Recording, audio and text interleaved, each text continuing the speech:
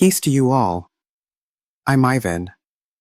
Welcome to the In-Depth Understanding of the Septuagint series. Today we explore a crucial topic in biblical textual studies, the differences between the Septuagint, LXX, and the Masoretic Text, MT, and why this matters for understanding Scripture's authority.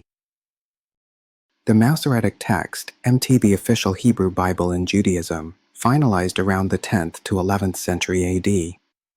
The Septuagint, LXX, based on older Hebrew texts from the 3rd to 2nd century BC, over a millennium earlier. Differences in source texts.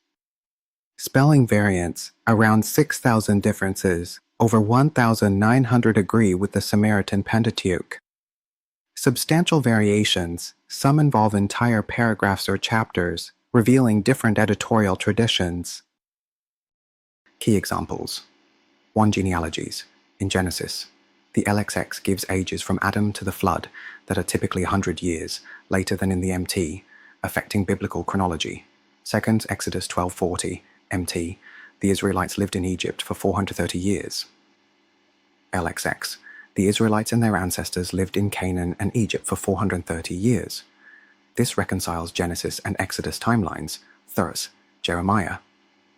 The LXX version is about 1/8 shorter, with some reordered chapters, confirmed by the Dead Sea Scrolls.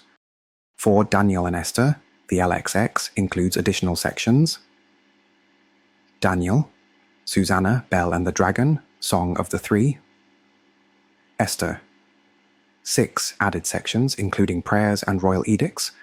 5 Psalm 151, only in the LXX, celebrates David's victory over Goliath.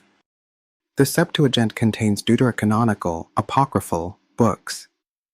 Tobit, Judith, Wisdom of Solomon, Sirach or Ecclesiasticus, Baruch, 1 to 2 Maccabees, Letter of Jeremiah, etc. These are still considered canonical by the Catholic and Eastern Orthodox churches. Arrangement, philosophy. For MT, Torah, prophets, writings, ketuvim. For LXX, law, historical books, wisdom, literature, prophets. This thematic arrangement influenced the Christian Old Testament layout. Discovered in 1947, the scrolls confirmed 60% aligned with Proto-MT, 5% with LXX, 5% with the Samaritan Pentateuch. Remainder are mixed types. This proves that multiple Hebrew textual traditions coexisted during the Second Temple period. LXX strengths. Preserves older Hebrew traditions. Sometimes reflects original meanings more clearly. Essential for understanding New Testament citations. Offers alternative theological insights. MT strengths. Carefully preserved over centuries. Maintains Hebrew language structure. Avoids translation bias. Includes vowel points and cantillation. Today, biblical scholars use MT as the base text, cross-reference the LXX for textual variants, consult the Dead Sea Scrolls as additional evidence, aim to reconstruct the earliest possible text. Next episode, we'll examine the most controversial Septuagint verses and their theological significance.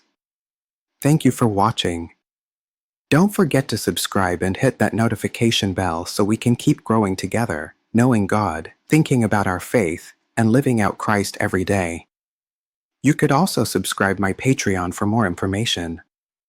Thanks so much for your support. See you in the next episode.